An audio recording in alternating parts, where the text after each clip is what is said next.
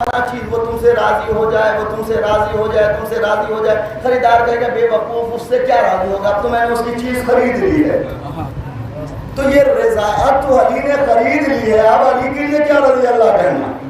کہا سنیے اب دلیل کیا ہے، سنیں طالب علم خاص.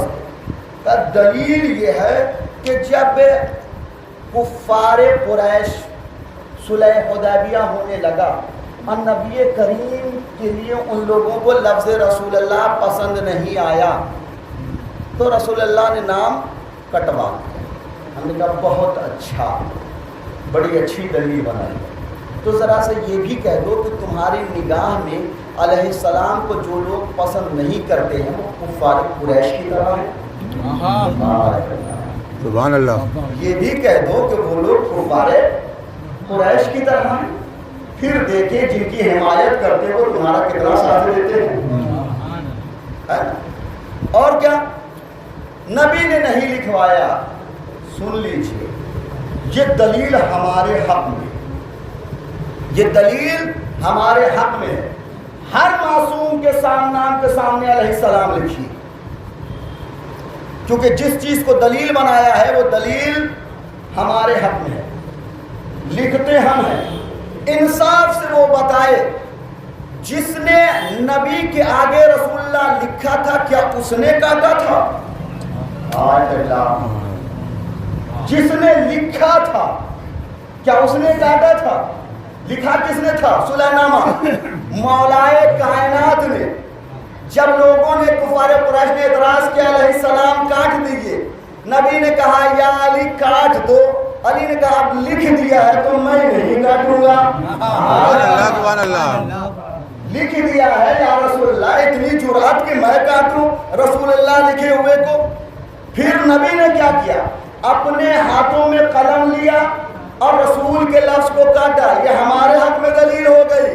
ہم نے حسین کو علیہ السلام لکھ دیا ہے، اب لکھ دیا ہے ہم نہیں کاٹیں گے.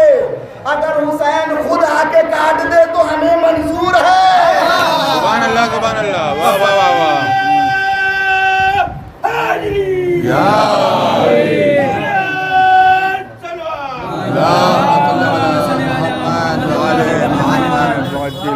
ہم نہیں کاٹیں گے. اگر علی نے اپنے ہاتھوں سے کاٹا ہوتا تو ہم بھی کاٹ دیتے. علی نے نہ کاٹ کے بتا دیا دیکھو ایسا اعتراض ہمارے نام کے ساتھ بھی آئندہ ہوگا، خیال رکھنا، تم نہ کاٹنا.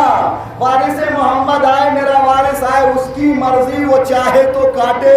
لیکن میں نے تاریخ میں عجیب و غریب جملہ دیکھا ہے، وارث محمد آنے کے بعد یہ لکھے ہوئے علیہ السلام کو نہیں کاٹے گا بلکہ ان کو کاٹے گا جنہیں علیہ السلام پہ اعتراض ہے. سبحان اللہ. سبحان اللہ. ان کو کاٹے گا جنہیں علیہ السلام پہ اعتراض ہے.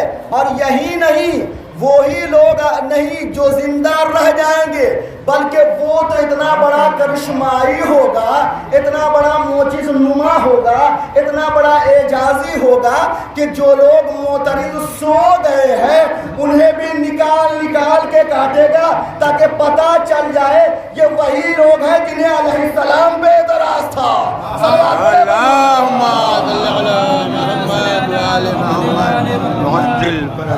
تو یہ تو ہمارے حق میں دلیل ہے. یاد رکھیے بات ہے،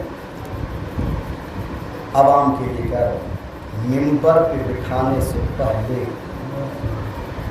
یہ اگر دیکھ رہے ہیں کہ یہ باصلاحیت ہے کہ نہیں، صاحب علم ہے کہ نہیں، تو ساتھ میں یہ بھی دیکھیے کہ وہ صحیح العقیدہ ہے کہ نہیں. سبحان اللہ. سبحان اللہ. واہ واہ واہ واہ. یہ بھی دیکھ لیجئے کہ اس کا عقیدہ صحیح ہے کہ نہیں. اس لیے ابلیس فرشتوں کے صف میں رہتا تھا، ہے نا، اور ایسا گھلا ملا رہتا تھا کہ فرشتوں کو بھی پتہ نہ چل سکا. تو بھیا دیکھ لیجیے گا کہیں کوئی ابلیس نما ہمارے درمیان میں تو نہیں ہے کہ کہیں عقیدہ اتنا خراب ہو کہ ہر چیز کے لیے کہے یہ نہیں یہ نہیں یہ نہیں. میں کہا کرتا ہوں جتنا محنت تم لوگ عزاداری پہ اعتراض کے لیے کرتے ہو، اتنی ہی محنت یزیدیت پہ اعتراض کے لیے کر دیتے؟ خدا کے لیے بہت قیمتی جملہ تھا، جتنی محنت عزاداری پہ اعتراض کے لیے کرتے ہو اتنی ہی محنت تم نے یزیدیت کے اوپر کر دیا ہوتا تو آج تمہارے ہی پاکستان میں یزید امیر المومنین کا نعرہ نہ لگتا۔ سبحان اللہ۔ بہت خیال، صحیح العقیدہ ہونا بھی بہت زیادہ ضروری ہے۔ دیکھ لیجئے کہ آنے والے کا عقیدہ صحیح ہے کہ نہیں ہے۔ اور دیکھیے میں ایک واضح سے بات کہوں، کس کا عقیدہ کیسا ہے آپ اس کے سامنے کوئی گفتگو نہ کیجئے، بس اہل بیت کی گفتگو کیجئے، پتہ چل جائے گا اس کا عقیدہ کیسا ہے۔ اس لیے کہ اہل بیت کا ذکر اتنا عظیم ہے کہ وہ بتا دیتا ہے کون اپنا ہے کون پرایا۔ بہت ہوشیار رہیے گا، جو حلا کبھی ممبر پہ نہ بٹھائیے گا، آیت پڑھے تو غلط، تفسیر کرے تو منمانی، نہ ایسے افراد بھی نہیں ہونے چاہیے، پڑھے لکھے افراد ہونے چاہیے، صحیح العقیدہ ہونے چاہیے۔ یہ نہ ہو کہ آگے کوئی جاہل کسی مرجع کی توہین کرتا رہے، یہ نہ ہو کہ کوئی جاہل آ کے بیٹھ کے کسی عالم دین کی توہین کرتا رہے، ہے نا؟ یہ بھی نہ ہو کہ امامہ اتنا بڑا ہو عقیدے میں ابو موسیٰ اشعری،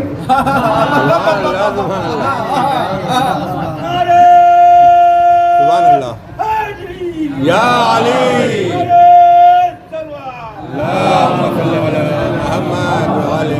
ایسا بھی نہ ہو کہ عقیدے میں ابو موسیٰ اشعری ہو۔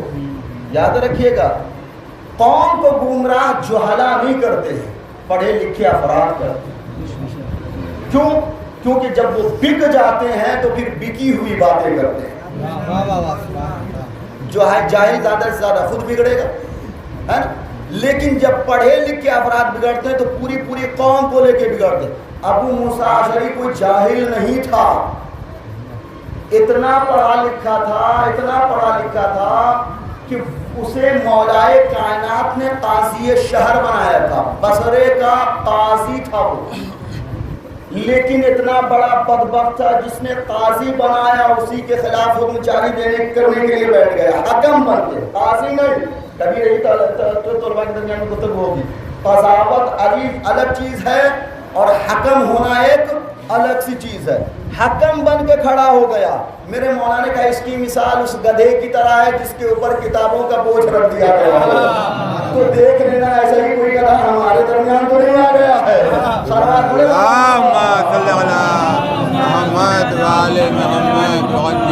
صحیح العقیدہ ہونا بھی بہت ضروری ہے۔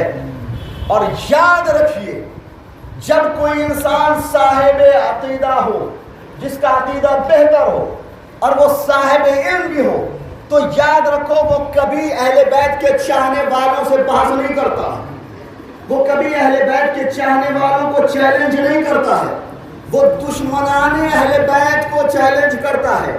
3 سال پہلے میں نے یہ جملہ اسی ممبر سے پڑھا تھا، آج بھی دوہرا رہا ہوں۔ جب کوئی پڑھا لکھا ہوتا ہے، عالم ہوتا ہے، صحیح العقیدہ ہوتا ہے، تو وہ کسی اہل بیت کے چاہنے والے کے اوپر اعتراض نہیں کرتا، ان کو چیلنج نہیں کرتا، بلکہ وہ دشمنان اہل بیت کو چیلنج کرتا ہے، اور چیلنج کر کے کہتا ہے کہ میں دنیا کے تمام شیعہ سے یہ نہیں کہتا کہ وہ شام میں میری مدد کے لیے چلے آئیں، لیکن میں دنیا کے تمام دہشت گردوں کو یہ چیلنج کرتا ہوں کہ وہ شام میں میرے مقابلے میں چلے آئے، میں ان کا وہی حشر کروں گا جو علی نے خیبر میں مرحب کا کیا تھا۔ سبحان اللہ، سبحان اللہ۔ کس نے کہا تھا یہ جملہ؟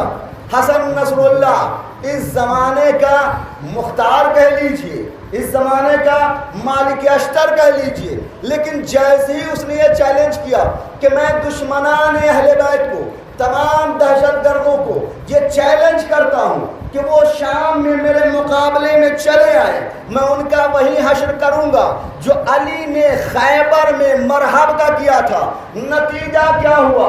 وہاں سے بھاگنے لگے، وہاں سے فرار کرنے لگے۔ جملہ دے رہا ہوں، وہاں سے فرار کرنے لگے. وہ افراد جن کے ساتھ میں جن کا سپورٹ کرنے والا امریکہ بھی تھا, اسرائیل بھی تھا, سو کال مسلمان یہودی نما کون سعودی عرب کی حکومت بھی تھی, وہ لوگ ایک حسن نصر اللہ کے چیلنج سے فرار کرنے لگے. میں کہتا ہوں ابھی تو حسن نصر اللہ آیا ہے, تب بھاگ رہے ہو, جب حجت اللہ آئے گا تب کہا جاؤ صلوات پڑھے پر محمد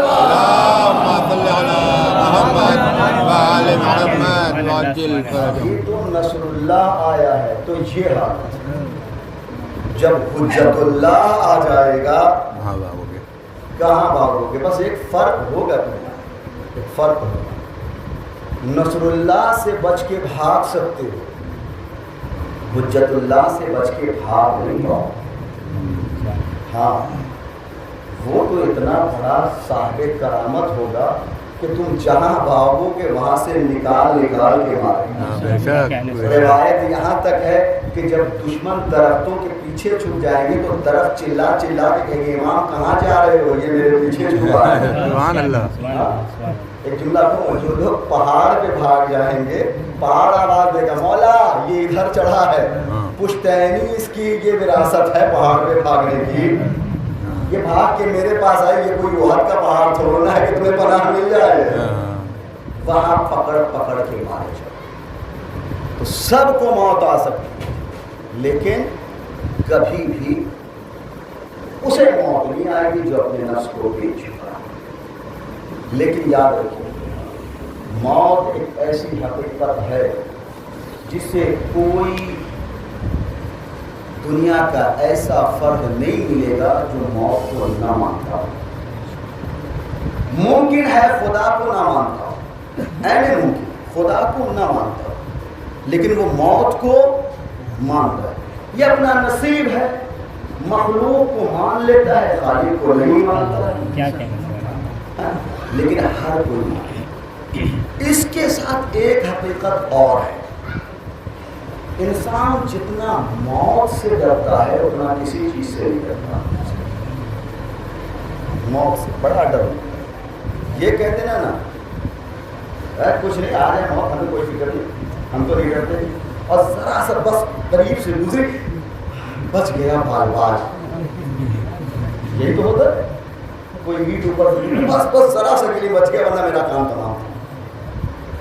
موت سے ڈرتے بھی. ایک حقیقت اور, جتنی زیادہ غفلت موت سے ہے اتنی زیادہ کسی چیز سے. انصاف سے بتائیے, ہم لوگ موت کو سب سے زیادہ پتہ ہے کہاں یاد رکھتے ہیں؟ جب ہم قبرستان جاتے ہیں, کسی کو پہنچانے گئے, مجھے جب لوگ پہنچانے جائیں گے, جب قبر میں اتارنے لگتے ہیں تو سب لوگ کہتے ہیں بس آخری منزل یہی ہے, سب کو یہیں آنا ہے, یہیں کا انتظام کرو, لاسٹ ڈیسٹینیشن, آخری مرحلہ ہمارے سفر کا یہی ہے, بس یہی ہے. بس یہ بات اسی وقت تک ہوتی ہے جب تک مٹی میں چھپایا نہیں. ادھر مٹی میں چھپایا, باہر نکلے کہ پھر کہاں کی موت کہاں کی قبر. یہی تو ہوتا ہے. پھر اپنی اپنی دنیا میں کھو گئے. لیکن کوئی سمجھے یا نہ سمجھے قبلہ موت سب کو پہچانتی. موت دیکھیے ایک بات آ گئی ہے تو پیغام کے طور پہ کہتا چلوں, میں نے موت کا خوف یہاں تک دیکھا ہے کہ ایک جگہ میں گیا, اتفاق وہاں صاحب کا انتقال ہو گیا. دفن کرنے کے بعد ہم لوگ جب واپس آئے تو دیکھا گھر کے دروازے پہ مچھلی ٹنگی ہے. کیا خیریت؟ کہاں اس کی بو سے ملک الموت نہیں آئی. ہاں اس کے بو سے ملک الموت. میں نے کہا اگر یہ مچھلی اتنی کرشمائی ہوتی تو پھر اسے ہی موت نہ آتی. یہ سب ایک بہانے بازی ہے. موت آنی ہے, چاہے کوئی بھی بہانہ کر لو, کہیں بھی بھاگ جاؤ. موت سے صرف وہی نہیں وہی بچے گا, صرف وہی بچے گا جس کے پاس نفس ہے. باقی جس کے پاس بھی نفس ہے اسے موت آنی ہے. یہ اور بات ہے, کسی کو اطمینان بخش آئے گی, کسی کو بڑی بے چینی میں آئے گی. سنیں گے آپ, بس سنا دو گفتگو. ہمارے اور آپ کے چھٹے شہنشاہ امام جعفر صادق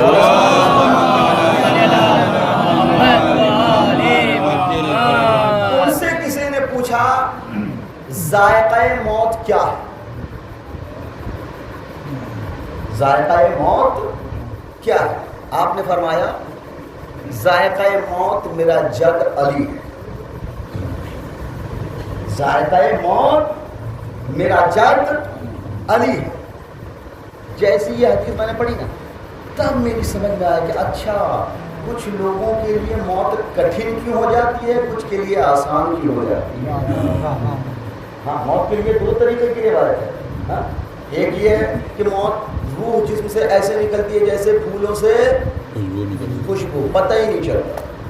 اور قرآن کیا بیان کر رہا, اوفو ملک الموت آتا ہے, منہ پہ ہاتھ مارتا, زور سے تماچا مارتا, اور پھر روح ایسے نکالتا ہے کہ روایت آگے بڑھتی ہے کہ جیسے کسی کانٹے دار درخت پہ باریک ریشم کی چادر ڈال کے کھینچا جائے, تو جیسے اس کے ایک ایک ریشے ٹکڑے ٹکڑے ہو جاتے ہیں, وہ حالت ہو جاتی ہے مرنے والی.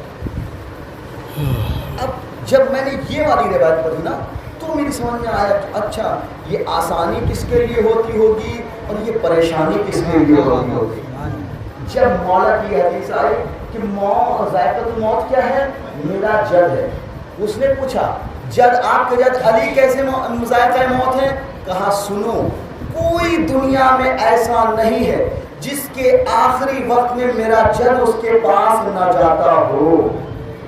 جس کی بھی روح قبض ہوتی ہے, چاہے مومن ہو, منافق ہو, کافر ہو, مشرک ہو, چاہے یہ تینوں کم وقت ہو یا ایک بیچارہ مومن ہو, کوئی بھی ہو, ان تینوں کے سرحانے بھی علی آتے ہیں, مومن کے پاس بھی آتے ہیں. اب سمجھے جو مومن ہے وہ علی کی محبت کا ذائقہ چکھتا ہے, وہ اس کے ذائقے میں کھو جاتا ہے, اسے پتہ ہی نہیں چلتا ہے کب روح نکال لی گئی. کسی مومن سے پوچھئے علی کی محبت کا ذائقہ کیسا ہے, وہ کہے گا دنیا میں کوئی چیز ایسے ہی نہیں ہے, کوئی چیز ہے ہی نہیں جس کی نسبت میں علی کی محبت سے دے سکوں. تو اس کے لیے موت شیریں ہو جاتی ہے. لیکن جن کے بغض میں, جن کے دلوں میں علی کا بغض ہے, علی سے دشمنی ہے, علی کی دشمنی کا زہر بھرا ہوا ہے, تو عزیزو یاد رکھو دنیا میں کوئی زہر ایسا نہیں ہے جو میٹھا ہوتا ہو, سارے زہر کڑوے ہوتے ہیں. اب سمجھ میں آیا موت کچھ کے لیے میٹھا ہے, کچھ کے لیے کڑوا ہے. وجہ یہ ہے کچھ کے لیے علی محبت ہے, کچھ کے لیے نفرت ہے. سبحان اللہ سبحان اللہ. اس وجہ سے ہوتی ہے ورنہ کوئی اور. دنیا میں بس یہی افراد گزرے ہیں جنہوں نے موت کا مزہ اٹھایا. علی سے پوچھا گیا حیات کا کیا ذائقہ, حیات کا کیا ذائقہ؟ علی نے کہا ذائقۃ الحیات کالماء, زندگی کا مزہ پانی کی طرح. پوچھنے والے نے پوچھا پانی کی طرح کیسے؟ کہ تو نے وہ آیت نہیں پڑھی؟ اللہ نے کہا کل شیء احیا ومن الماء کل شیء احیا, اللہ نے ہر چیز کو پانی کے ذریعے سے زندہ کیا ہے. اس کا مطلب زندگی کا ذائقہ پانی. موت کا ذائقہ موتے نے بتایا, زندگی کا ذائقہ چلو بس یہی وہ گھرانہ ہے جسے یہ اختیار ہے کہ وہ کوئی بھی چیز بتا سکتے. کسی نے موت کا ذائقہ بتایا, کسی نے حیات کا ذائقہ بتایا. اگرچہ گفتگو کچھ اور چلی لیکن درمیان میں بات آ گئی بڑے آرام سے مسائل کر دیا. دو چیزیں سنی اور ایک جس شاہزادی کو مسائل پڑھنے کے لیے کہہ گئے تو اس نے بھی اس کو کر دیا. اس لیے کہ یاد رکھیے کربلا مظلوم سب, ظلم سب پہ ہوا, لیکن جتنی زیادہ مجبور پورے کربلا کے واقعے میں مجھے دو شخصیت دکھی, اتنی زیادہ مجبور کوئی شخصیت نہیں. ایک سب سے زیادہ مجبور شخصیت ایک ماں تھی, دوسری سب سے زیادہ مجبور شخصیت ایک بیٹی تھی. ماں کی مجبوری کا یہ عالم تھا کہ اس نے اپنی تمام مجبوری کو دو جملے میں بیان کیا ہے. جب شہزادی نے کہا چلیے کربلا سے رہائی کے بعد مدینے چل گئے. کیا کہا؟ میں مدینے جا کے کیا کروں؟ میں مدینے جا کے کیا کروں؟ یہ جملہ بتا رہے ہیں اس شخصیت کے علاوہ کربلا سے جو بھی واپس گیا اس کا کچھ نہ کچھ بچ گیا تھا. لیکن یہ وہ شخصیت تھی جس کا کچھ نہ بچا تھا، سب اڑ گیا.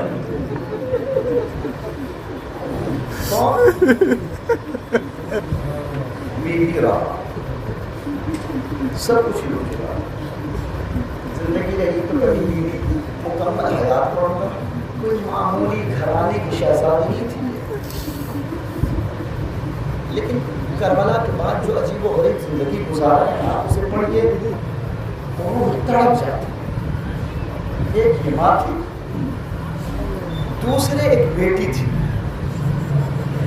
میں نے جب مقاتل کو پڑھنا شروع کیا، آپ نے بھی عموماً سنا ہوگا کہ ہمیں تعجب ہوتا ہے اللہ جانے بی بی زہرا پہ کون سے مسائل لائے گئے تھے کہ 18 سال کی عمر میں ضعیفہ ہو گیا، دیواریں پکڑ پکڑ کے چلے.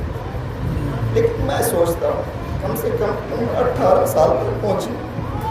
کربلا میں ایک بچی ایسی تھی جس کی 4 سے 5 سال کی عمر میں زوف کا یہ عالم ہو گیا تھا کہ سر کے بال سفید ہو گئے. دنیا میں کسی 4 سال کی بچی کو دیکھا ہے؟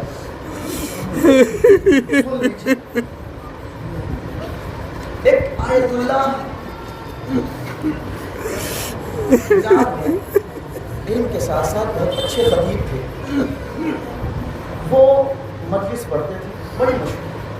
ایک روز انہوں نے مسائل شہزادی آن کے پڑھے، ان پر سے اتر گئے. مجلس کے ایک کونے میں بیٹھا ہوا ایک آدمی روتا، ماتم ہوا وہ روتا، تبرک بڑھ گیا وہ روتا، یہاں تک کہ مومنین چلے گئے وہ روتا. آیت اللہ نے اسے بلوایا کہ بھائی کیا بات ہے، کوئی پریشانی کوئی چیز ہے تو کیوں رو رہا ہے؟ کہ دیکھوں میں ہڈیوں کا ڈاکٹر ہوں.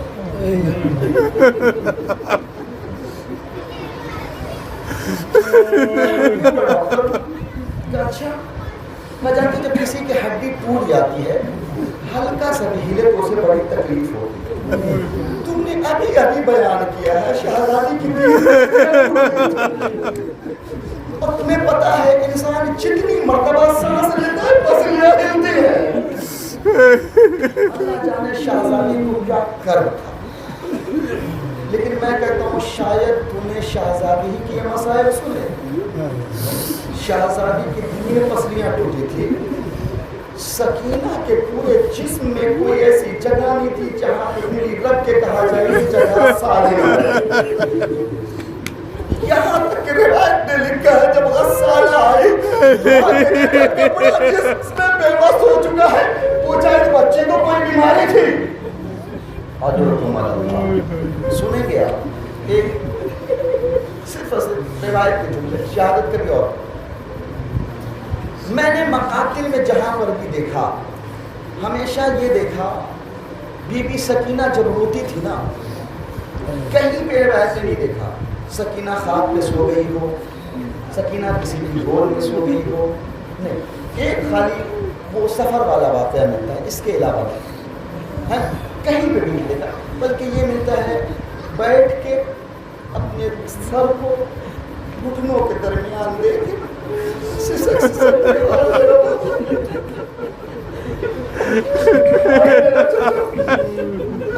میرا بھائی علی اصغر کر کے روتا. میں سوچتا تھا یہ بچی آخر سوتی کیوں نہیں. پھر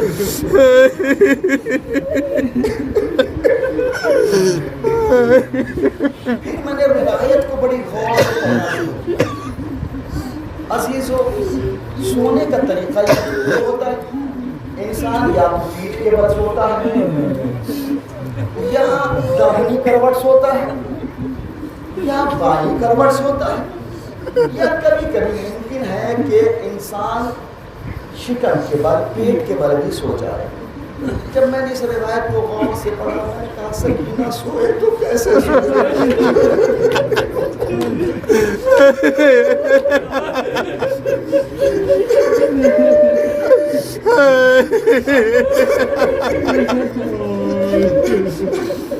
سکینہ سوئے تو کیسے سوئے؟ پیٹ کے بل بھی نہیں سو سکتی, نہیں سو سکتی, داہنی کروٹ بھی نہیں سو سکتی, بائیں کروٹ,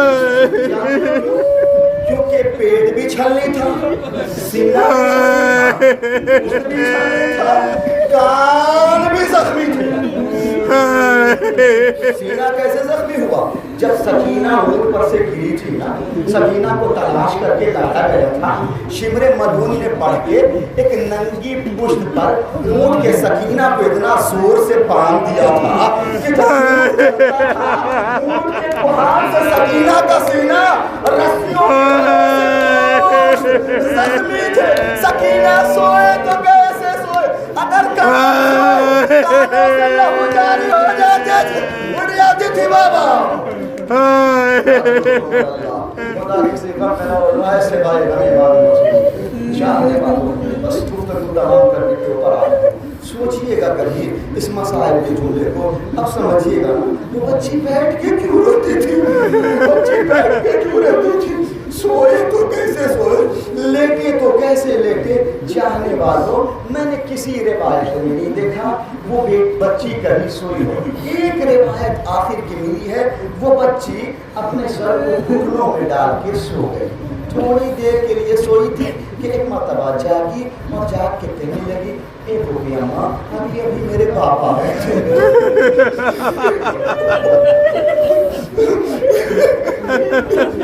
اس کے علاوہ میں نے کوئی روایت نہیں دیکھی ہے کہ جہاں پہ ملا وہ بی بی کبھی سوئی. بس یہ ایک روایت ہے کہ تھوڑی دیر کے لیے سوئی تھی, ایک مرتبہ اٹھی کہا بوبی اماں میرے بابا ابھی آئے تھے, مجھے اپنے سینے سے لگایا تھا. کہا سکینہ تو پریشان نہ ہو, تو پریشان نہ ہو, اب بہت جلدی تو میرے پاس آنے والی ہے. ایک بوبی اماں لگتا ہے میرے بابا مجھے لینے کے لیے آ رہا ہے. سکینہ ہائے بابا کر کے رونا شروع کی. یہ آواز بلند ہوئی, اہل حرم رونے لگے. پر روایت یزید نے پوچھا بچی کیوں رو رہی ہے؟ کہا بابا کو خواب میں دیکھا تھا کہ بابا اس کے بابا کو سر دے دو, اس کے بابا کا سر اسے دے دو. بابا کا سر آیا. ایک مرتبہ سکینہ نے دیکھا, کہا اے میرے بابا گردن کٹی ہوئی ہے, رگیں لٹک رہی ہے. سکینہ نے اپنے لب کو حسین کے کٹے ہوئے گلے پہ رکھا. رکھی کہتی بابا ابھی تو آئے تھے, بابا تم نے مجھے کلیجے سے لگایا تھا. بابا سکینہ کو بڑی نیند آ رہی ہے, بابا سکینہ سوئی نہیں ہے. اب جو سکینہ سوئی ایک بیٹا سید سجاد, ارے سکینہ